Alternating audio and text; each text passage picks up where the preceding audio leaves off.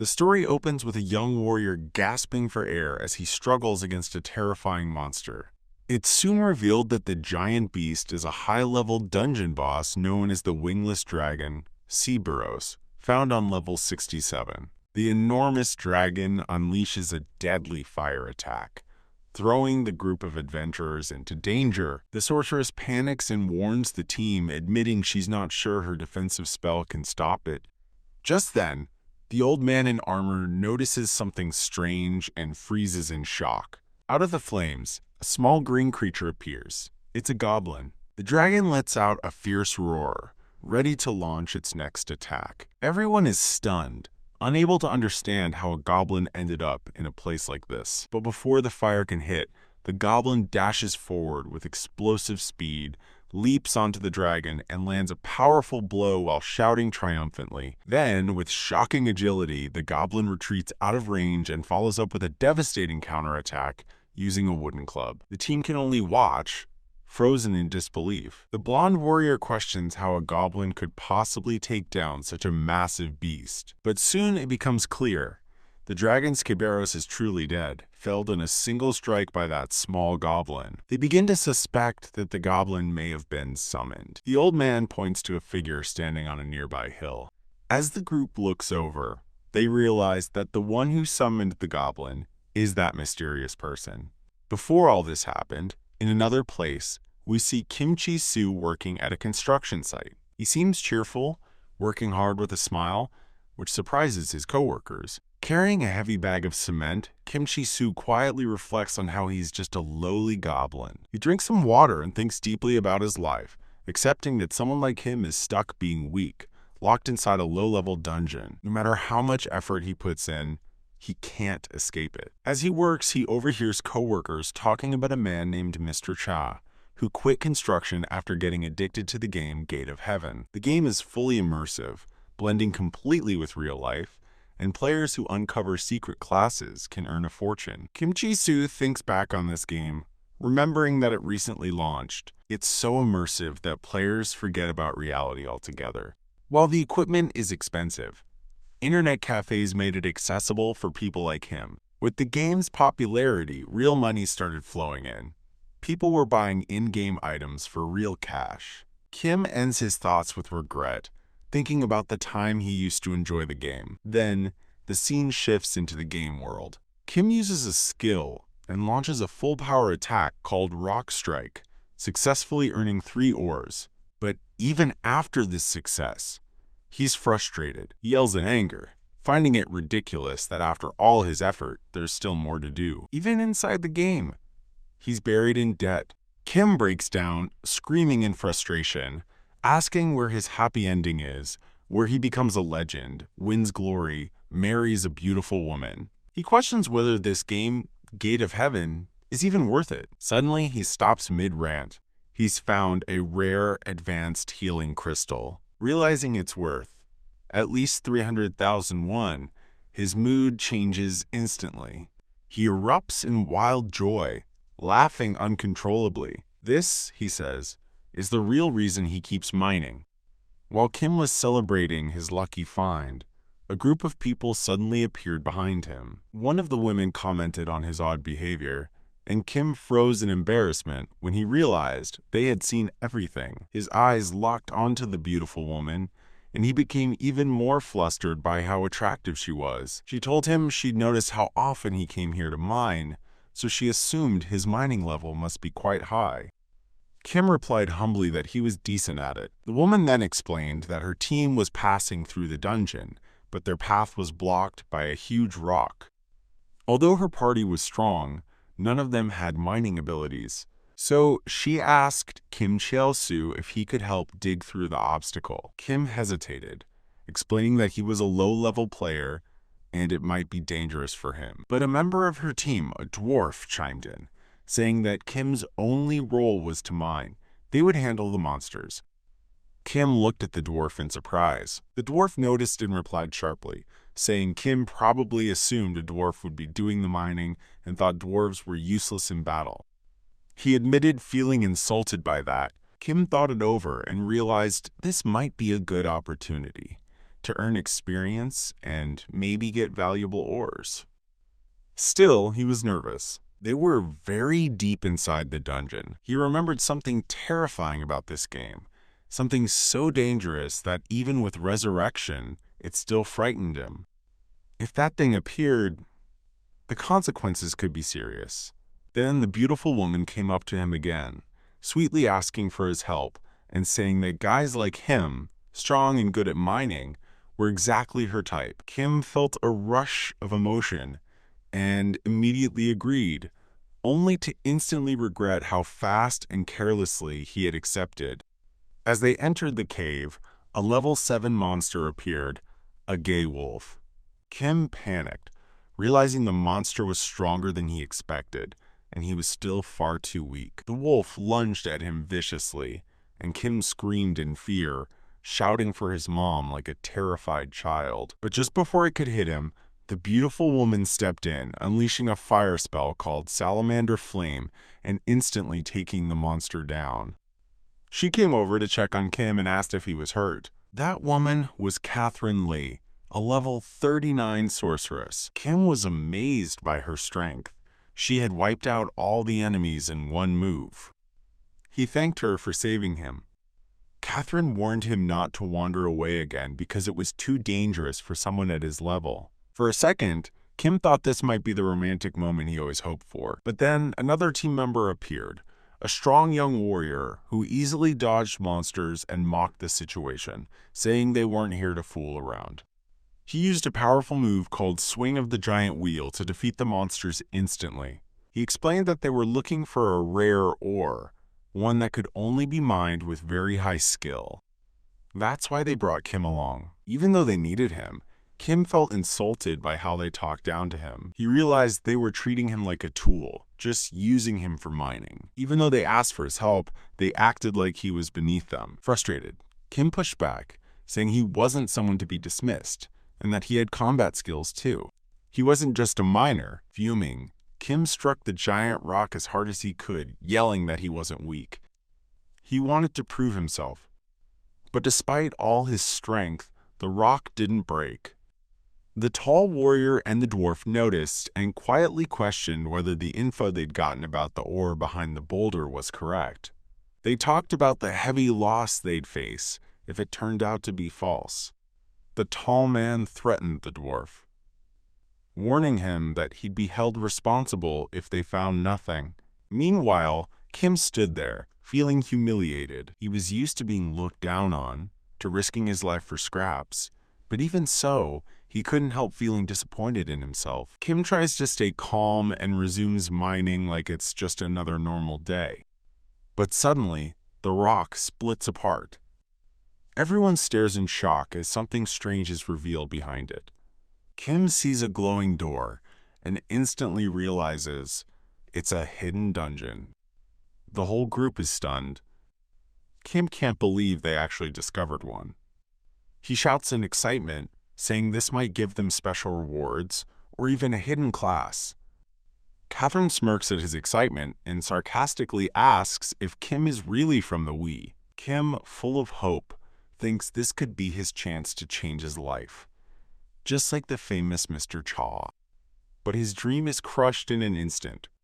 The tall man unexpectedly activates PvP mode and attacks him without warning. Kim crashes to the ground, badly injured, losing 480 hydrogen phosphate, struggling to breathe.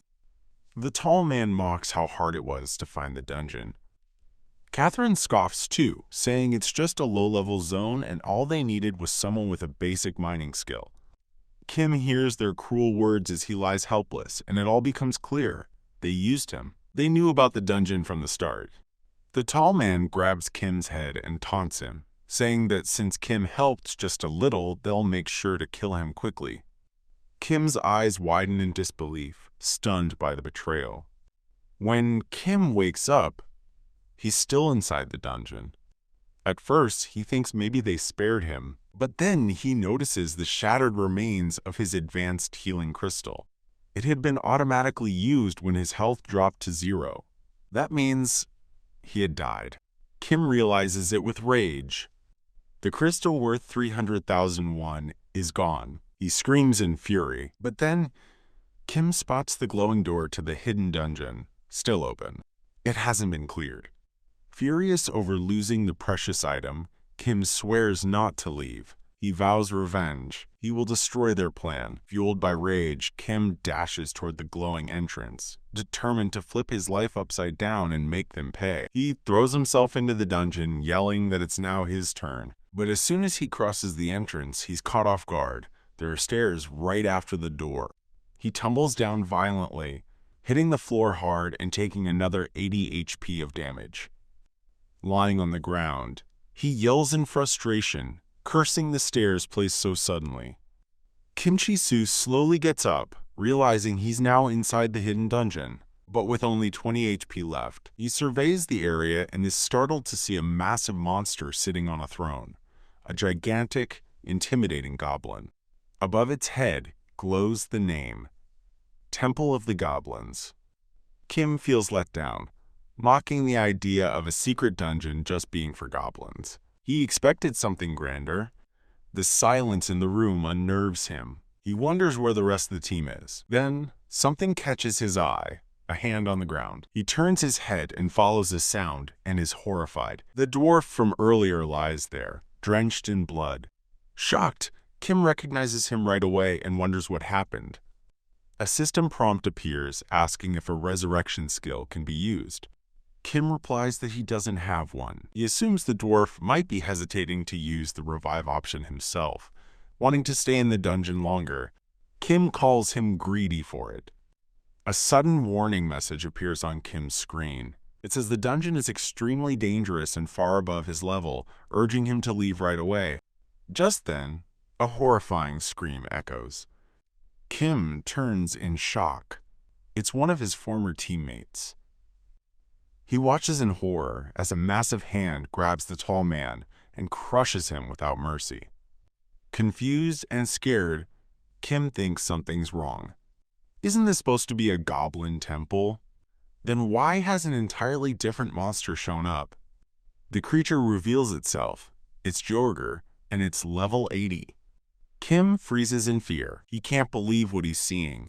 A monster that's strong is completely hopeless for someone like him.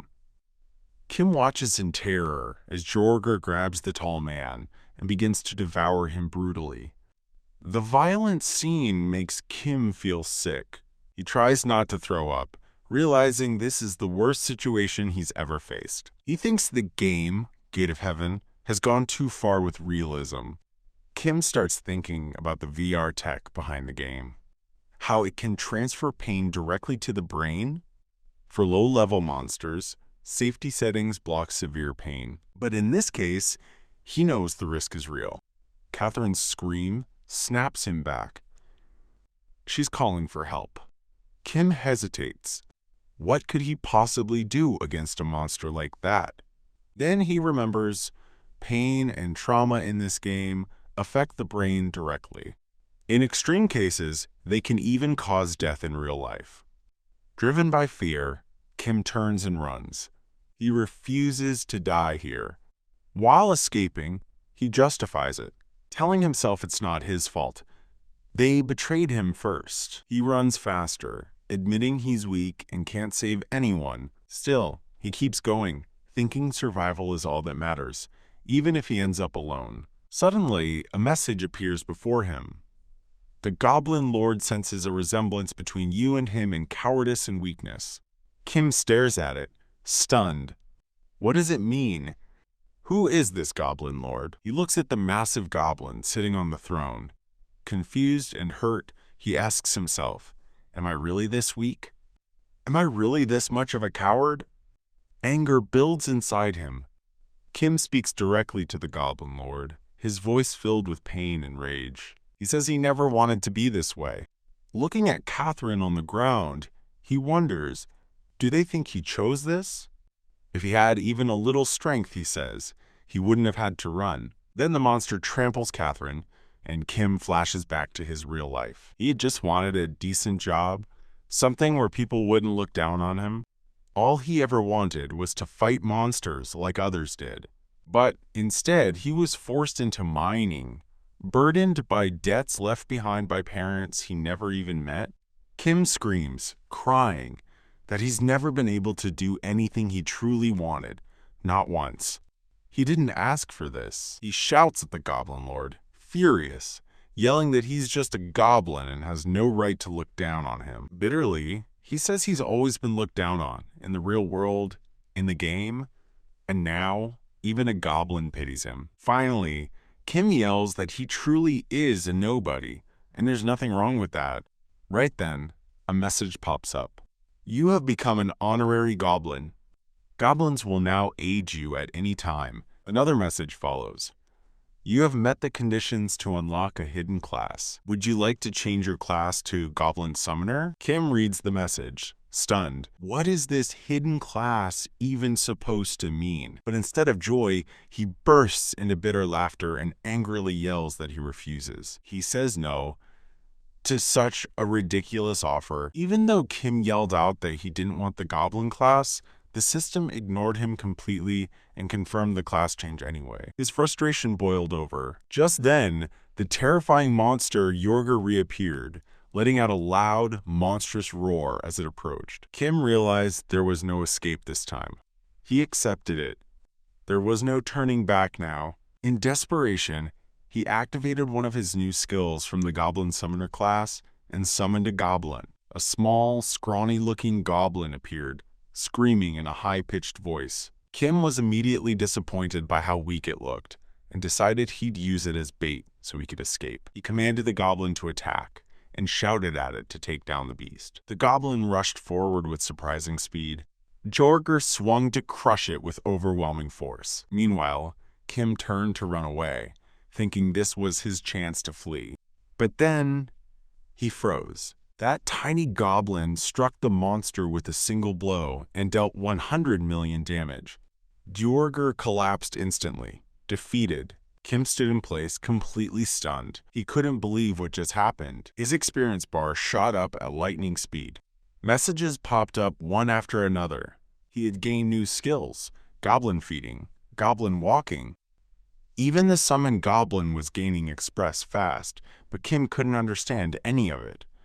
His eyes widened in disbelief. This goblin, it wasn't weak at all. In fact, it was insanely overpowered. He stood frozen, recalling the earlier scene when Yorger brutally killed the tall man, ripping him apart. Meanwhile, Catherine, watching all of this unfold, was completely overwhelmed. Her face was frozen in terror. Then she screamed uncontrollably in real life while wearing her headset. A staff member nearby panicked and ran over to help her, calling out to her in distress. He quickly pulled off her headset and realized she had suffered a severe psychological shock. She wouldn't be returning to the game. It was game over for her, permanently back in the dungeon.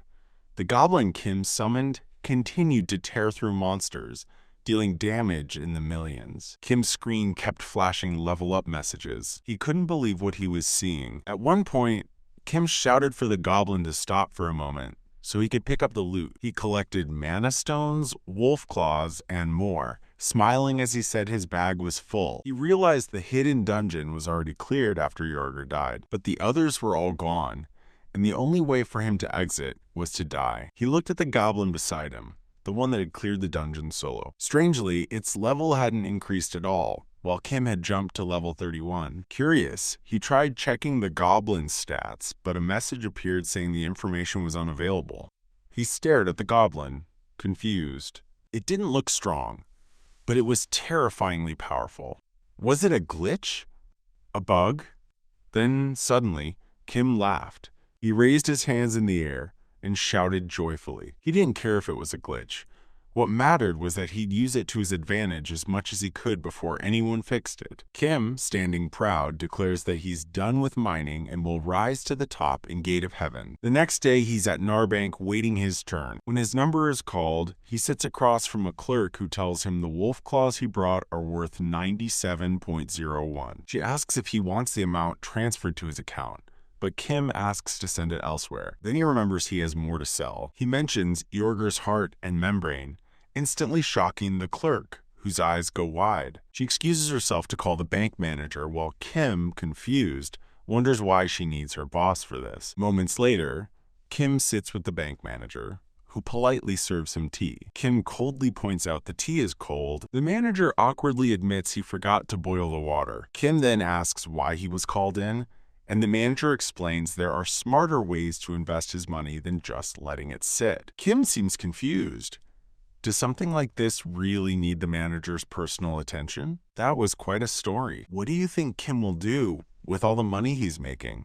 The manager gently smiles and says it's because the items Kim holds, Jarger's membrane and heart, are worth an insane amount. When he says they're valued at $230 million, Kim freezes, stunned, holding his teacup in disbelief. Later, Kim is seen affectionately hugging the goblin, excited that thanks to it, he's paid off 10% of his debt. He jokingly talks to it like a pet, teasing that it isn't ugly, but then quickly admits he can't even lie about that. As he walks through the city, he tries to unsummon the goblin to avoid embarrassment, but it doesn't work. Worse, the goblin starts shrieking loudly and draws attention from the crowd. People mock its weird appearance, asking why someone would summon such a hideous thing in public. Kim's humiliation deepens when someone even mistakes him for the goblin, just because he's standing so close to it. Rage simmers inside him. Suddenly, the goblin strolls over and starts provoking someone.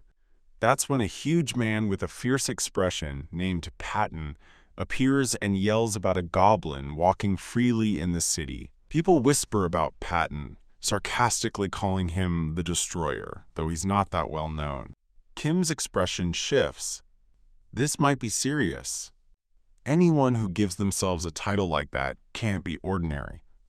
Kim hurries to explain that the goblin isn't dangerous, but Patton doesn't care. He charges in, swinging a powerful attack to kill it. But the goblin moves first, fast, brutal, and knocks Patton out cold with a devastating counterstrike. The system flashes a notice. PK mode is active, but pain is capped to prevent abuse from higher-level players. Everyone is left in shock. Patton just got destroyed by a goblin. People start whispering. Stunned, Kim instantly panics. If anyone finds out the goblin is his, he's dead meat. Fear floods him. And just then, Patton's guild members start to arrive. Hayek, the leader of the guild, steps up and mocks Patton for getting crushed by a goblin, calling it pathetic. Then he turns to Kim, scoffing that the goblin is just a low-class monster, but says it still has to pay for what it did to their guild. Kim feels the situation spiraling out of control. He knows the goblin could destroy them in seconds, but if it does, the fallout will be massive. Trying to defuse things, Kim steps in and says he'll take care of the goblin himself. But the guild members cut him off, threatening to kill him too if he gets in their way. Kim pleads again, warning them that ganging up on this tiny creature will only end badly. But before he can finish, the goblin makes its move. It uses Rock Throw. In a flash, it smashes Miniang, Master of Speed, with a crushing blow that kills him instantly. The rest of the guild explodes in fury. Kim has no choice but to bolt. Sprinting full speed through the city, he curses how fast everything went wrong. He had thought having a powerful goblin by his side would make life easier. Now he sees how foolish that hope was. While running, a strange old man appears and urges Kim to follow quickly, saying there's no time to explain. But Kim is lured straight into an ambush. The old man laughs cruelly, telling him this is the end of the line. Just then, a system message pops up. The Goblin Lord is impressed by your clever use of the enemy's weakness and distraction. Kim stares at the notification, furious. The system is calling him cunning now? He explodes, shouting in protest. First, the Goblin Lord said he was weak and pathetic, now sly and manipulative. Frustration builds. Kim yells bitterly. He didn't ask for any of this. He didn't betray anyone. They used him, then tried to kill him. And now the world is labeling him like he's the villain. But in the middle of his rant, Kim turns to the goblin and says it clearly. He's done being seen as weak. That ends now. His eyes sharpen with a new resolve. He announces his plan. He'll destroy the Enten Guild. Every last one of them. The goblin lets out a screech of approval, fired up by the idea. Elsewhere, two guild members, Ji-Hoon and Enoch, leap across rooftops, hot on Kim's trail. Ji-Hoon boasts she doesn't need backup for something this small, but Enoch warns her not to take the goblin lightly. Even if Patton was weak, he was killed in one hit. Something about this creature isn't right. Just then, they hear a scream from below. They stop and peer down, just in time to see Sungriel the Cunning getting hurled like a rag doll. A dark shadow looms behind them. The goblin appears, silent and deadly. Enoch reacts instantly, swinging his weapon with full force. But it lands with zero effect. The goblin doesn't even flinch. That's when Enoch realizes this isn't just some bug or fluke. This goblin is real, and it's terrifying. Panic sets in as he launches a quick follow-up strike, hoping to gain an edge. But the goblin casually dodges it, not even trying.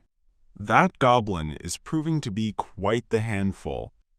Enoch's panic deepened. He couldn't believe his attack had been shrugged off like nothing. From across the rooftop, Ji-Hoon yelled at him in frustration, asking if he was seriously just going to stand there and let a goblin kill him.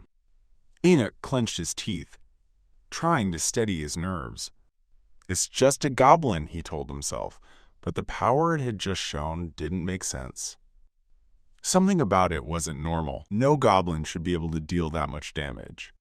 Convinced there must be some trick involved, Enoch activated one of his ultimate skills, Absolute Evil. His body surged with power. Though his movement slowed drastically, his attack strength shot through the roof. He muttered bitterly at how absurd this whole fight had become. Ji-Hoon was confused by his choice, wondering why he'd burn half his mana on a basic enemy. Maybe it had been auto-triggered, she thought. But Enoch didn't care anymore. He was done playing around. He switched into reverse fist stance, trading away crit chance for raw force. Ji-Hoon agreed they needed to wrap this up fast. She activated storm arrows, wiping away all movement debuffs in the area. As she grumbled at the idea of using this kind of power on a goblin, Enoch charged again. Faster now, deadlier. No more games, he growled. He swung with everything he had. 0 damage. The number appeared clearly. Nothing. Enoch froze mid-motion, shocked. His full power strike had done nothing. The goblin slowly grinned, sharp teeth showing. Then, with terrifying speed, it launched a surprise counterattack, millions in damage. Enoch screamed as he was sent flying. Ji-Hoon stood in shock. She scoffed bitterly, remembering how Enoch had promised to end the fight in one blow. Still feeling confident now? Max level? She muttered, still unable to believe what she was seeing. Her disbelief grew as she began to accept the truth. This wasn't a normal goblin. Kim approached calmly. A sinister smile played on his lips as he revealed that he was the one who had summoned the creature. The goblin stood by his side, chuckling in that eerie, gleeful tone. Ji-Hoon's face turned pale. She asked in horror how such a weak-looking goblin could overpower someone like Enoch, one of the top fighters in their guild. Kim's grin widened, and something unhinged flickered in his eyes. He told her coldly that it wasn't any of her concern, then added, in a disturbingly quiet tone, that he was furious right now. Fear crept into Ji-Hoon's voice. She shouted, demanding to know what she'd done to deserve this. Trembling at the edge of panic, Kim responded with a twisted smile and simply said, "It's your fault. You started it." She screamed, calling him insane. Kim immediately realized how it sounded and tried to explain that it was them, her guild, who had betrayed and attacked him first. He and his goblin were just angry. But she wouldn't listen. She kept screaming. Kim panicked. Her shouts were drawing attention. He begged the goblin to quiet her down before people got the wrong idea. Sure enough, nearby pedestrians heard the commotion and began to notice the rooftop scene. One person pointed up, shouting that those were the same people they'd seen earlier. Kim saw the gathering crowd and knew he was out of time. Turning to his goblin, he gave the order, "Finish this. We're leaving." Now, the goblin misunderstood Kim's command and suddenly lunged at Jiun with terrifying speed.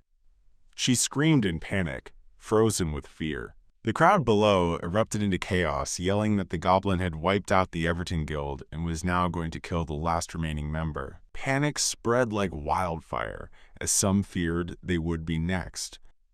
Kim's heart dropped. The situation had escalated way beyond his control.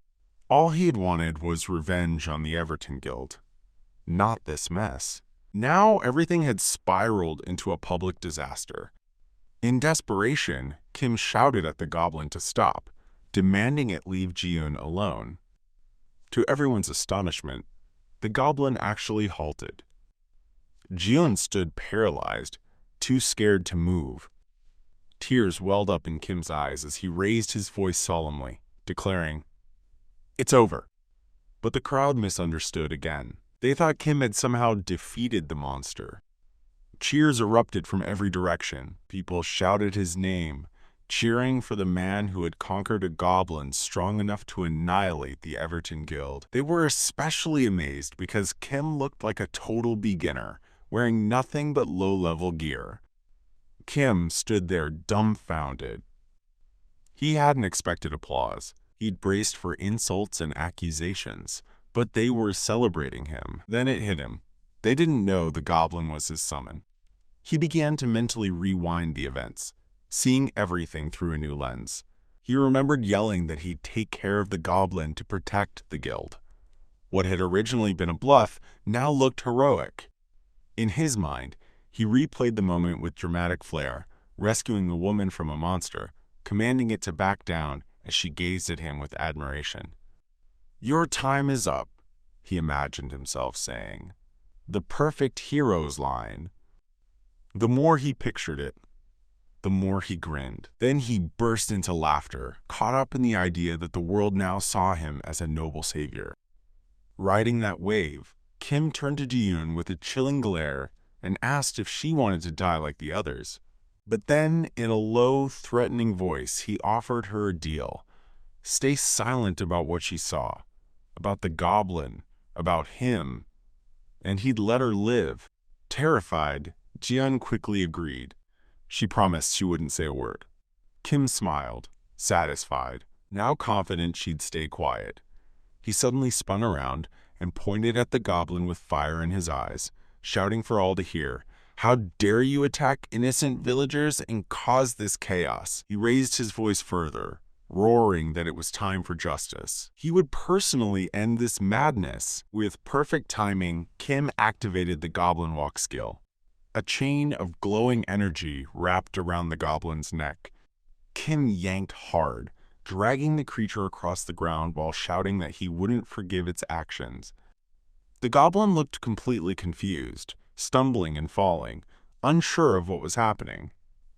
Kim slammed the goblin down in a theatrical display, continuing to drag it behind him with fierce growls.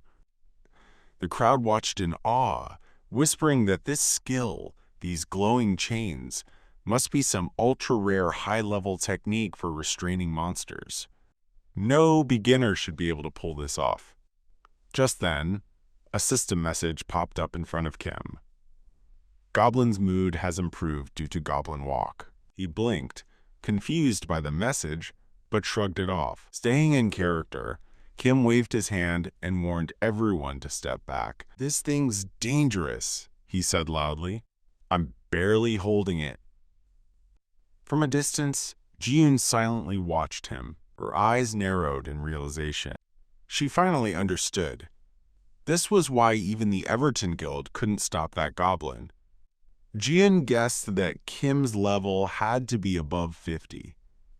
The crowd gasped in awe, shouting in disbelief and wonder. They couldn't believe someone this powerful was hiding in plain sight.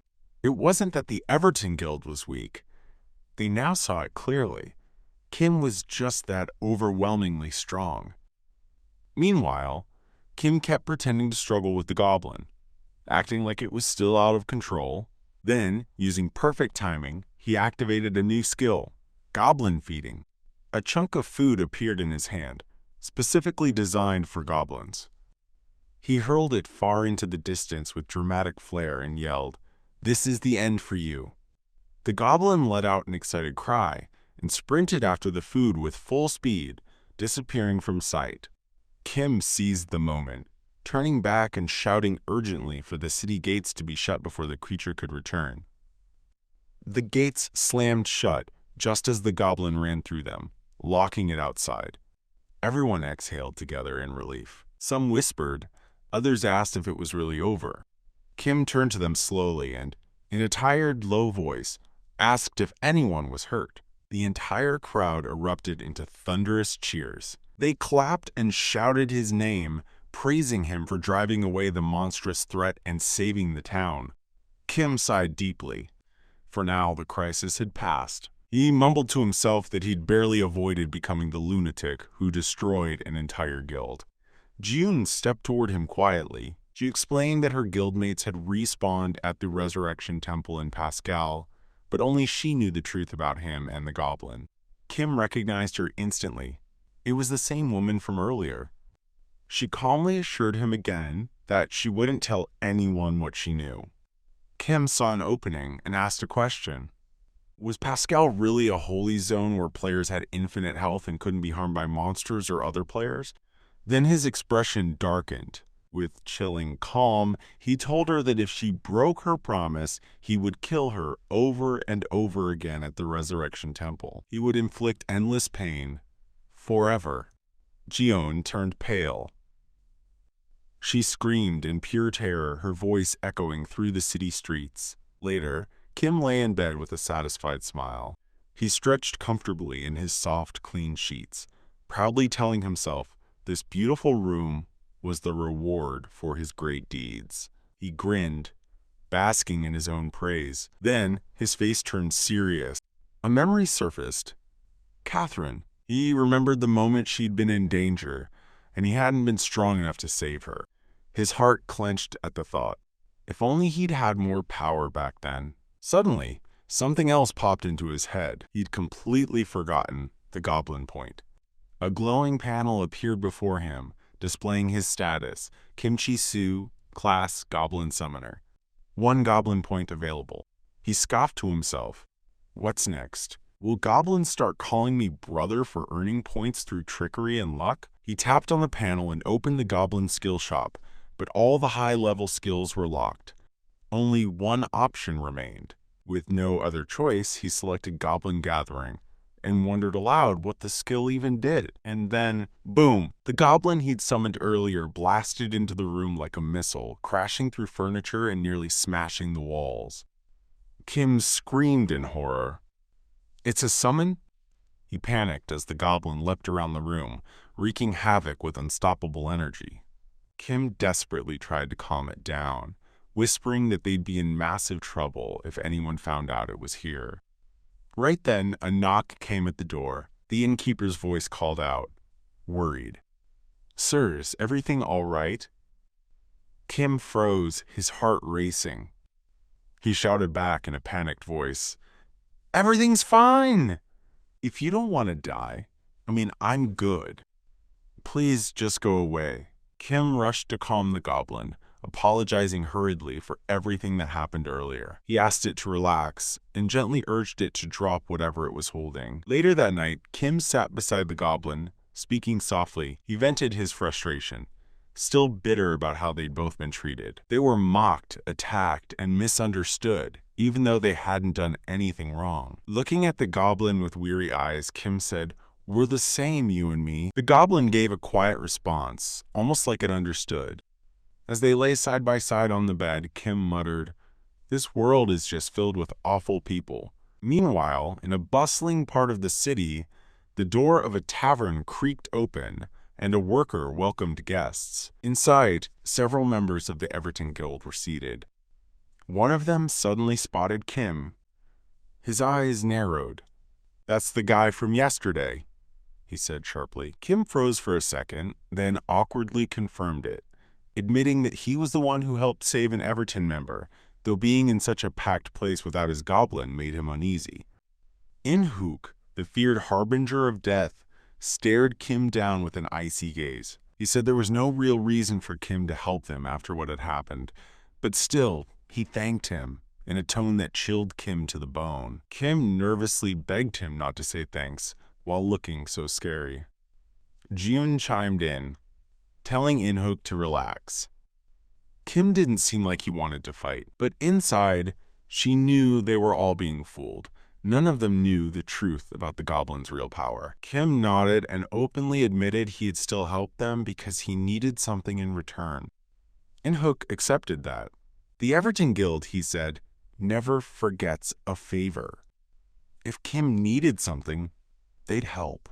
Kim explained that now that he'd passed level 30, staying in the beginner zone wasn't helping him anymore. He wanted to move to a new region as soon as possible. He asked if they knew the way. Inhook guessed he meant Fjornal, and said he might know someone who could help. Just then, a voice cut in from across the tavern. An older man stepped forward, saying he knew exactly how to get there. He came up to Kim and apologized for a previous misunderstanding. The man had changed his attitude entirely after witnessing what Kim had done with just a single goblin. He calmly admitted that Kim must be incredibly strong. Peyton the Destroyer, level 28, spoke up too, grumbling that Kim might even be stronger than them, though he didn't like admitting it. Kim thought to himself that they were definitely wrong. If Inhook had seriously attacked him that day, Kim knew he would have died instantly. The beginner zone, Leaf, was made up of 5 basic dungeons. There was the grassy plains with slimes, the mine, the dark forest, and others, all open field dungeons that anyone could enter freely. But the old man explained that to leave Leaf, Kim would have to clear a raid boss dungeon. That got Kim's attention. He asked what that meant. The old man explained that raid dungeons weren't like regular ones. They had limited access times and strict conditions. Their gates only opened at certain hours, with only a few tries allowed per cycle. Inhook added that each area had one final raid boss dungeon. You had to be strong enough to take it on before progressing. He said the Leaf Zone's raid boss dungeon opened just once a month, and the reason everyone had gathered recently was to prepare for it. That's when it clicked for Kim. These people were here for that exact reason. Inhook confirmed it, but added bitterly that the raid boss dungeon had already opened yesterday, and then that damned goblin appeared out of nowhere and ruined everything. Kim was floored. His eyes widened in horror as the truth sank in. He was now trapped in Leaf for an entire month. No chance to progress. No raids. No new loot. After making over 200,000 from a level 80 monster, after realizing his goblin could crush even tougher enemies, now he was stuck, unable to move forward. Furious, Kim lunged forward and grabbed Inhook by the collar, screaming in rage. There has to be another way out of here. Don't you dare tell me I've got to waste a whole month in this trash zone. Inhook assured Kim it was true. Everyone was just as frustrated about missing their chance. Then he said flatly that their debt to Kim was now settled, and the group began preparing to leave. Kim stood there, visibly upset, watching them go. Jian glanced back for a moment, her eyes filled with sympathy, before following the others into the night. Outside, under the clear sky, the Everton Guild quietly disappeared into the darkness. Not far from them, the goblin crouched behind a wooden crate, chuckling softly. But then, it froze. Its head lifted sharply, something felt off. The air had shifted. In the silent night, without warning, a glowing portal shimmered into view. System message, Raid Boss Dungeon has been opened. Shock swept through everyone. The old man gasped, saying the next raid shouldn't open for another 30 days. Inhook stared at the gate in disbelief, repeating to himself that this wasn't supposed to happen. A matching message appeared in front of Kim Tsu, confirming the portal's activation. He stood motionless, wide-eyed. Patton voiced what everyone was thinking. The dungeon had somehow reopened already. They all gathered in front of the swirling gate, stunned. In-hook turned to the old man and asked how many players were inside. The answer came quickly. None. Yesterday's group had cleared it and moved on. They were alone now. Kim suddenly narrowed his eyes. His voice turned sharp as he accused them of lying. His tone cracked with anger. He said they must have planned this to leave him behind. He shouted in frustration, blaming himself for trusting them again.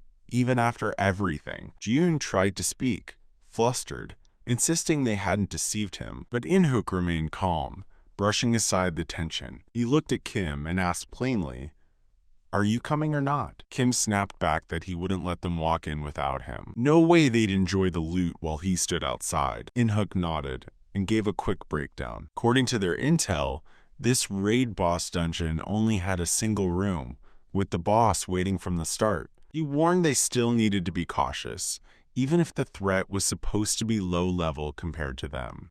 Then Patton butted in arrogantly. He bragged that even without the guild leader, the elite of Everton were present. Hype buzzed through the team. Patton went further, boasting they'd crushed the boss in 10 seconds flat. In-hook gave the signal. They stepped toward the gate together. Meanwhile, Kim whispered to the goblin to stay hidden. If anyone found out, it'd be trouble. He didn't want a repeat of his last betrayal. He double-checked his inventory and spotted the advanced healing stone, an item that revives with 100 HP. It hadn't been used yet, oddly enough, but he didn't dwell on that. Whatever, he muttered.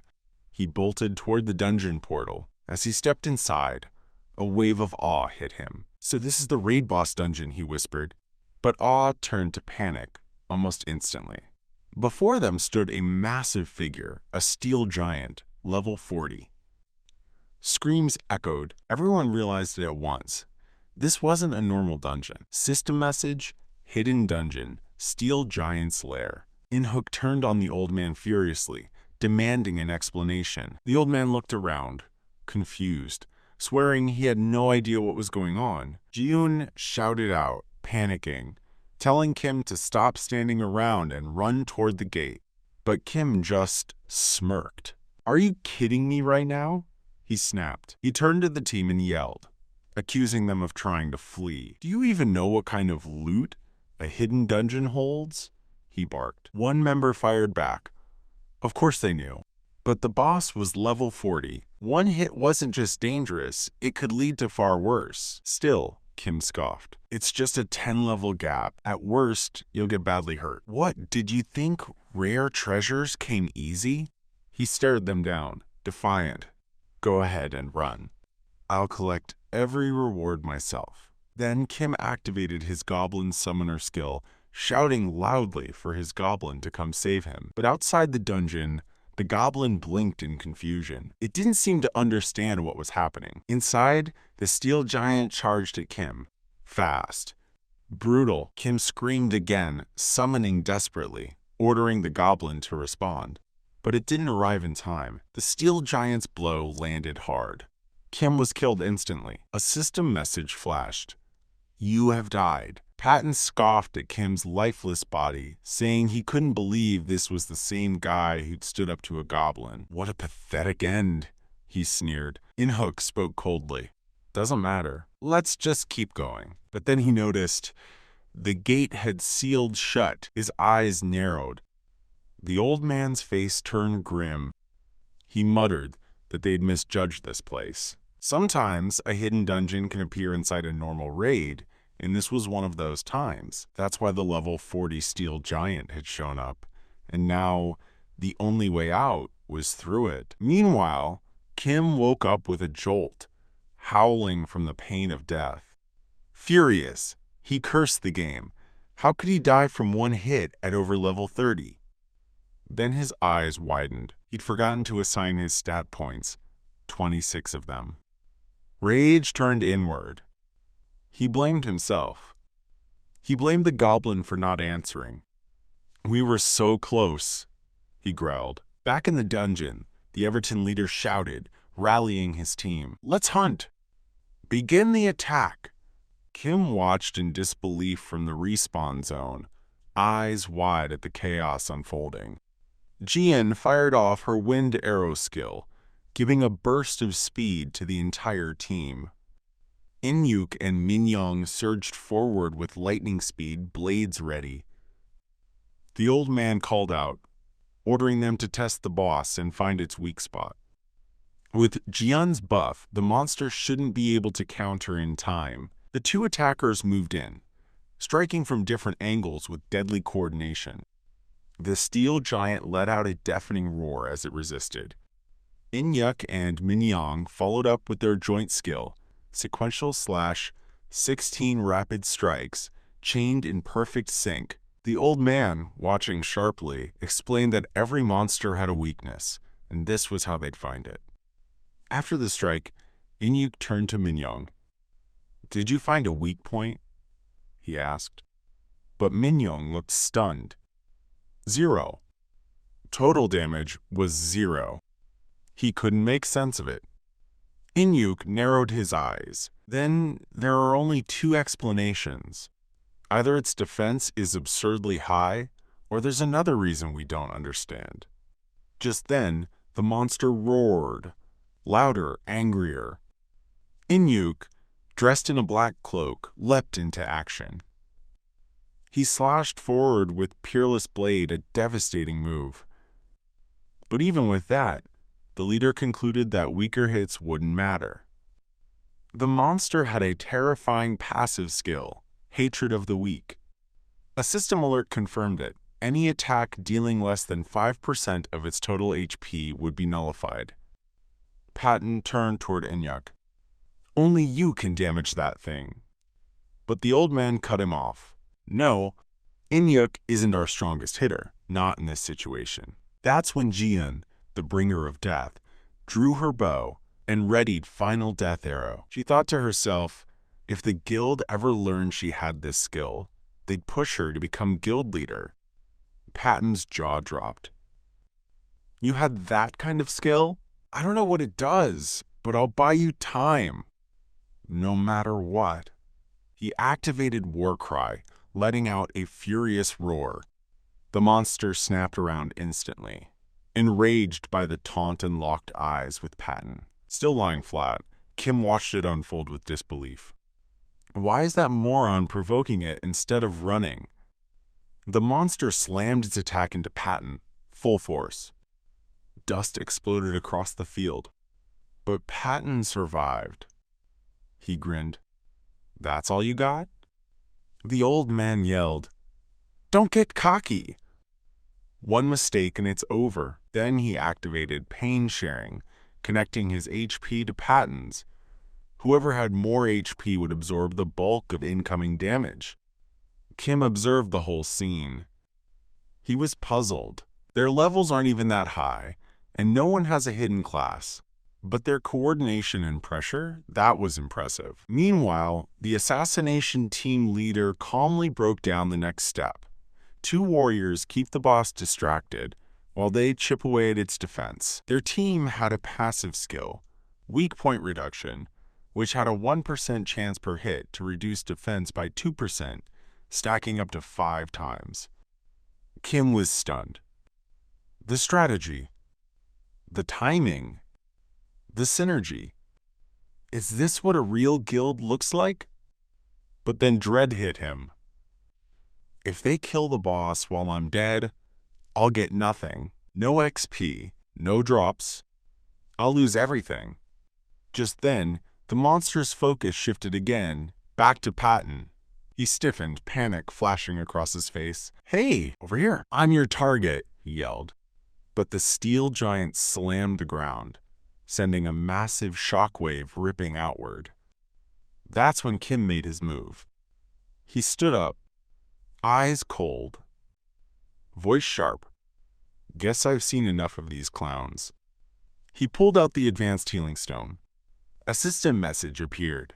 Revives user with 100 HP upon reaching 0 health. Kim activated it. Time to carry. Kim smirked and muttered to himself. The hero always shows up late. Right then, a system alert flashed. Target identified, Kim Chil-soo. The steel giant unleashed its area-wide skill, Surface Destruction. A deafening boom shook the dungeon. Explosions ripped across the battlefield. Multiple team members were instantly obliterated. Kim screamed in horror, cursing that he should have revived sooner. Bodies flew. Warriors slammed into walls. Cries of pain echoed. Patton stood frozen, eyes wide, staring at his fallen teammates. His fury exploded. "You dare hurt my comrades?" The old man shouted at him to stay focused, but Patton ignored him. Roaring in rage, he charged and used Giant Slash, cutting deep into the steel giant. Damage: 3,890. Kim stared in disbelief. That was all? The old man triggered pain distribution again, sharing the damage with Patton, but the blow he took was brutal. 2,456 HP. He collapsed, whispering in agony. This wasn't how it was supposed to go. A system message blinked across the screen. Player Patton the Destroyer has died. Player Old Man has died. Kim stood still, shocked. The silence hit him like a slap. He stammered, What just happened?" Then shouted defensively, "It's not my fault. I just revived." In that instant, Inyuk appeared beside him, blades drawn. His mind raced. He recalled how monsters usually lock onto long-range units or healers, anyone unarmored. But Patton's warcry had redirected that aggro. Then Kim resurrected. The monster's priorities shifted again. Inyuk's eyes narrowed. That mistake cost them everything. Ji-hyun, the bringer of death, stood trembling. "Should I fire?" she asked, voice shaking. She had one shot, final death arrow, but it drained her HP. She only had 46% left. Inyuk shouted, "Don't!" "Not yet. If you miss, it's over." He explained the truth. The assassination team's weak point reduction hadn't maxed out. It was at 3 stacks out of 5. They needed more time. Then he added grimly, "But no matter what, don't cancel the shot. Once I pull its attention, you finish it." Kim took a step toward Ji-hyun. "Is there anything I can do?" he asked meekly. Ji-hyun glared at him. "What can you do without your goblin?" she snapped. "Just stay out of the way." Her words hit him hard. His face fell. Is that how she sees me? Just useless without the goblin? Inside, Kim seethed. It's their fault, he thought darkly. If they hadn't panicked, I'd have brought the goblin. A twisted smile crept across his face. They're the weak ones. Not me. Fine. Let them die. Suddenly, the steel giant locked onto Ji-hyun. It bolted forward. Inyuk's eyes widened. "Just as I thought, long-range DPS," he muttered, then screamed, "Hey, I'm your opponent." He launched into Twin Blade Frenzy, slashes like lightning, dealing 1,920 damage. The steel giant roared in fury and retaliated. Inyuk dodged at the last second, flipping midair. "I'm not done yet," he yelled, lunging in again.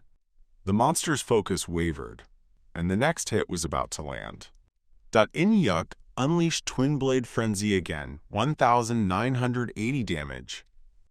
He struck fast, over and over, hammering the steel giant with relentless fury. Another slash, 1,912 damage. He paused, panting, stunned that it took 3 full-powered hits just to get noticed. Finally, the system confirmed it. Target Inyuk, the shadow. The steel giant howled, and a system window showed its HP 22,460 30,000ths. Inyuk frowned. Even with 3 defense reduction stacks, it's still too strong. He realized all he could do now was stall. "What's wrong?" he taunted. Getting mad? He activated Rapid Evasion, a high-level skill that lets him dodge every physical hit for 3 seconds. These next 3 seconds, they're mine. But then, not enough mana to activate skill. Inyuk's eyes widened in disbelief. Before he could react, the steel giant slammed him. The impact launched him like a rag doll. His scream echoed across the dungeon. His body crashed at Kim's feet. System message, Inyuk the Shadow has died. Kim froze. Then he snapped, screaming, "You idiots! You're all pathetic." He raged that he never should have revived. He should have stayed dead. But Ji-hyun screamed back, trembling with rage. "You ruined everything! We almost had it. Just 10 more seconds." The two shouted at each other in a heated, furious clash. Ji-hyun insisted her arrow was nearly ready, but Kim spat that he'd rather everyone die than let them take the rewards without him. Then, the monster roared again. They froze. A system alert appeared. Target Ji-hyun, bringer of death. The steel giant charged at them. Ji-hyun yelled, "This isn't the time to fight."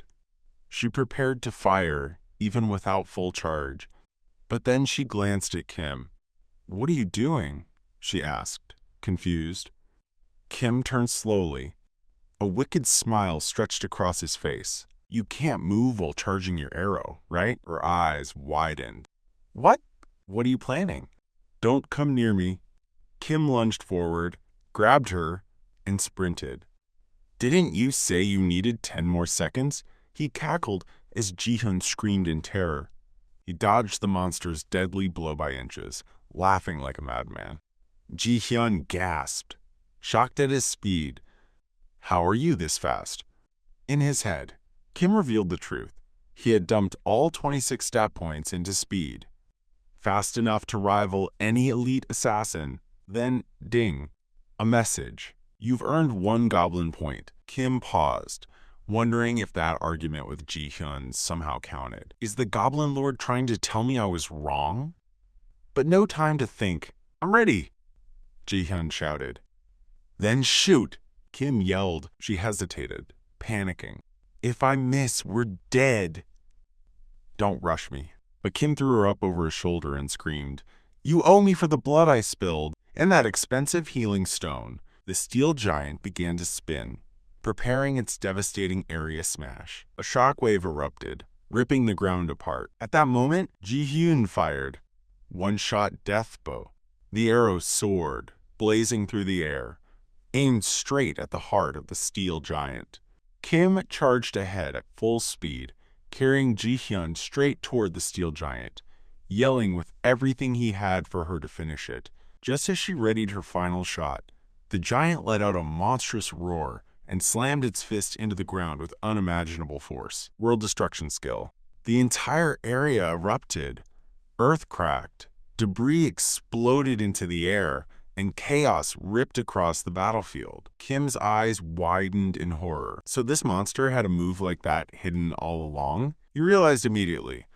This wasn't a regular attack. It was a total wipeout move. And Ji-hyun, she only had 18 HP left. He barely had 100 HP himself from the revive. If that hit connected, it was over. Amid the storm of flying debris, Ji-hyun tried to aim, but it was useless. The swirling chaos made her miss every shot. She muttered anxiously, "I can't land anything like this." Kim blinked. "I'm seeing something weird." Ji-hyun turned to him quickly, thinking maybe he found a solution. "What? What are you seeing?" Kim paused. "Just me and my friends playing tag when we were kids." Ji-hyun snapped, "That's your life flashing before your eyes, idiot!" Then a rift tore open in the air. A monstrous clawed hand emerged through the crack in space. Kim's goblin burst in, cackling wildly. Kim screamed, "You're late! It felt like I summoned you a week ago." Ji-hyun stood frozen. Did that goblin just rip through the dungeon itself to get here? That's not even possible, is it? Kim yelled again, "I'm activating Goblin Shield." A new skill? The steel giant roared again, prepping for one final attack. But Kim just smirked and threw shade. Pretty big words for a dying dungeon boss. He and Ji-hyun stood behind the goblin, now acting like the main characters of a finale. "The real climax starts now," they declared. And then Ji-hyun fired. One-shot death bow. Fully charged, the arrow screamed through the air and slammed into the monster's chest, 22,524 damage. The steel giant froze. Cracks shattered across its body, and then it collapsed. System message. Hidden dungeon. Steel giant's chamber. Cleared. Ji-hyun gasped, unable to believe it. We actually won. Level up! Ji-hyun. 27 right pointing arrow 31. Kim. 31 right pointing arrow 34. Kim lost it, screaming, jumping, nearly in tears. Rewards! Show me the rewards. System message. All fallen raid members have been revived. The team leader in black stirred and asked weakly, "Everyone okay?" One member coughed, saying he could still taste blood, but confirmed he was fine. If that boss had been even one level higher, we wouldn't have made it. Another glanced over and said, "Hey, Seonggul isn't breathing. Smack him hard enough, he'll wake up." Another muttered sarcastically. Then the black-cloaked leader turned toward Kim and Ji-hyun, his expression serious. "Can someone explain what that was?" But Kim wasn't listening. He was in a frenzy, hugging the loot pile like a wild animal, screaming at the top of his lungs. "Stay back! This is mine! Don't touch it!" Ji-hoon looked over at her team leader, unsure how to respond. Honestly, I don't know how to explain what's going on with him right now. Just then, a system message popped up in front of Kim. Level up. 31 right, pointing arrow 34. Kim jumped up in pure joy, shouting like a maniac. Then suddenly, he froze. Another message appeared. Hidden class conditions not met. Kim stared, speechless. Ji-hoon received the same message. Her smile faded. She blinked in confusion. Wait.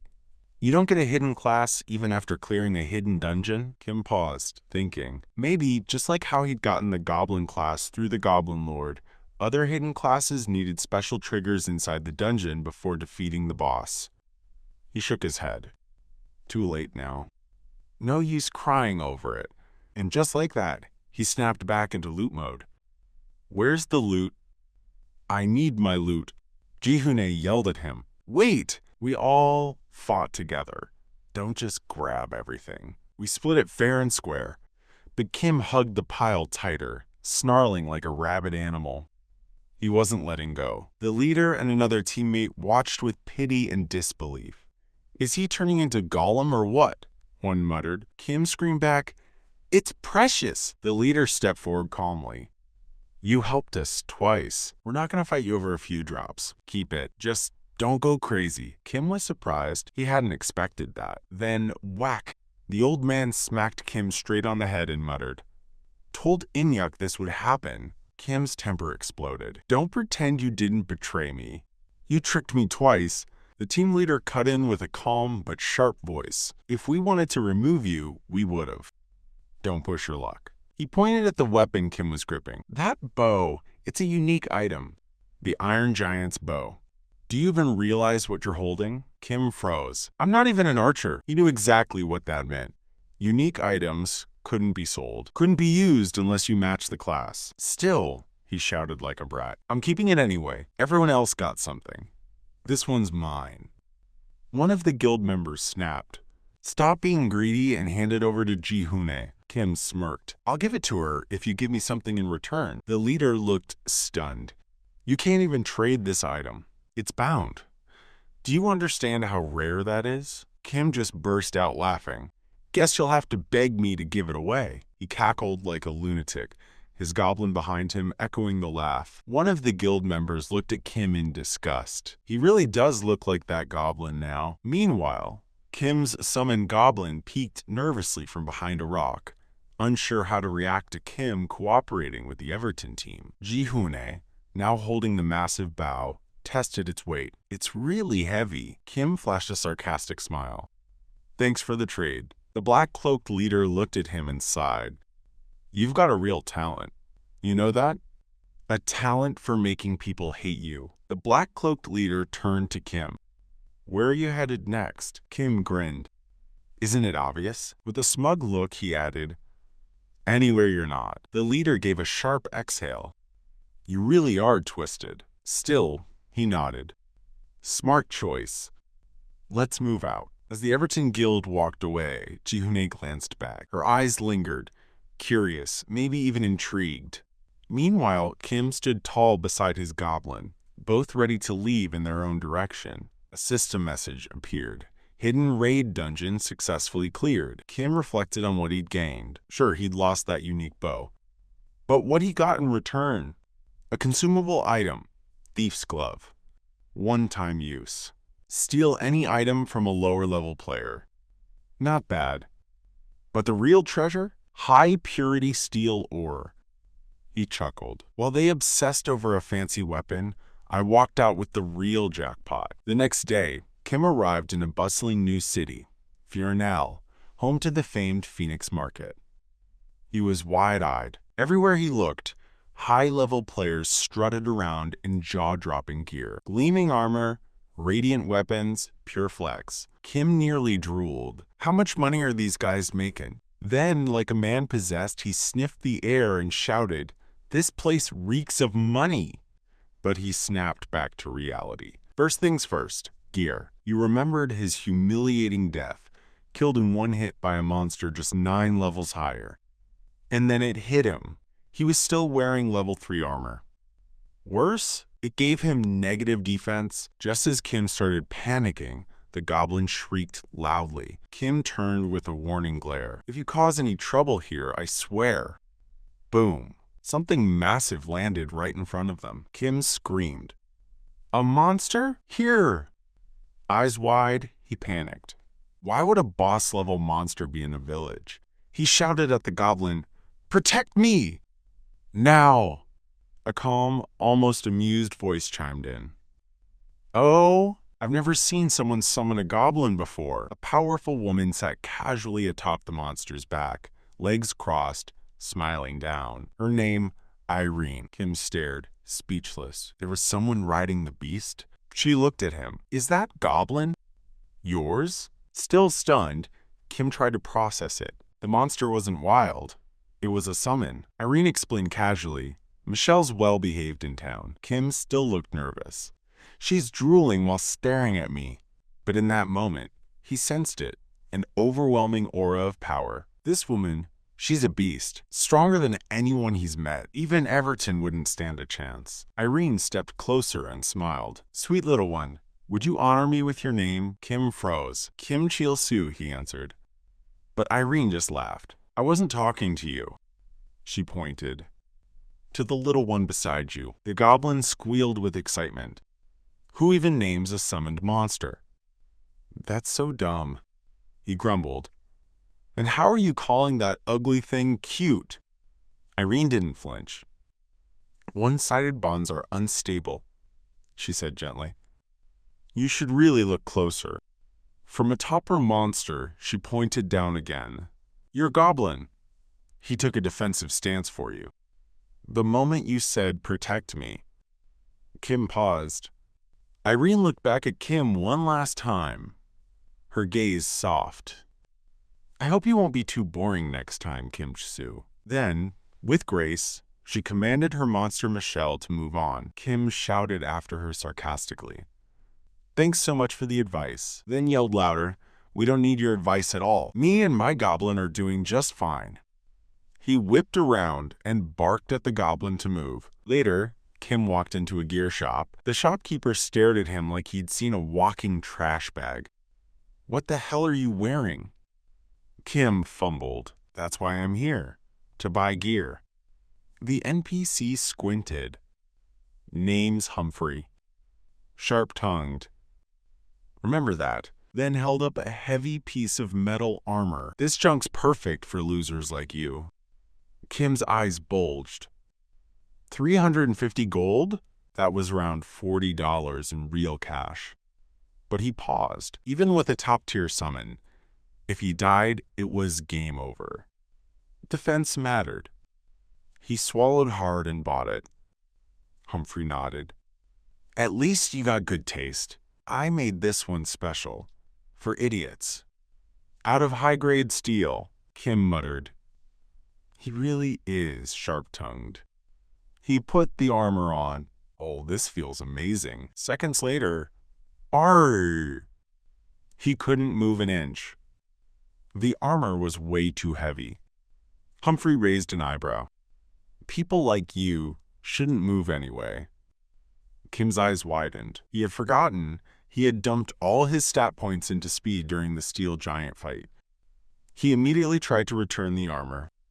Humphrey smirked. I'll give you 30 gold.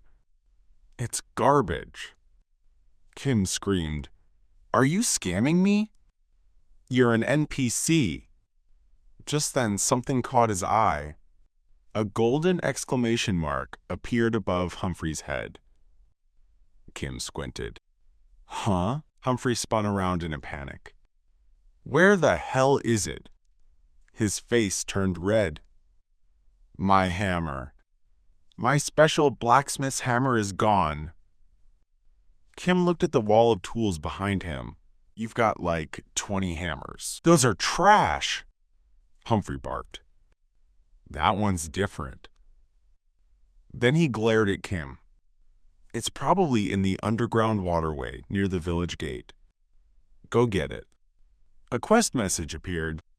Quest received, Humphrey's problem. Reward. Unlock the ability to refine materials for armor crafting. Kim froze. Wait, so that's why the rare materials from the hidden boss are so valuable. I can turn them into top-tier gear. He grinned like a devil. Underground waterway, huh? Easy. He marched to the dungeon gate. No party, no deadweight. I'll solo this in under 30 minutes. Suddenly, quest condition, escort Humphrey. Quest will fail if Humphrey dies. Kim blinked. Wait, what? Hey! Humphrey stomped into view behind him. Get my damn hammer back, Kim screamed. Why is this NPC following me? And with that, he was stuck with the sharpest-tongued blacksmith ever, tagging along into battle.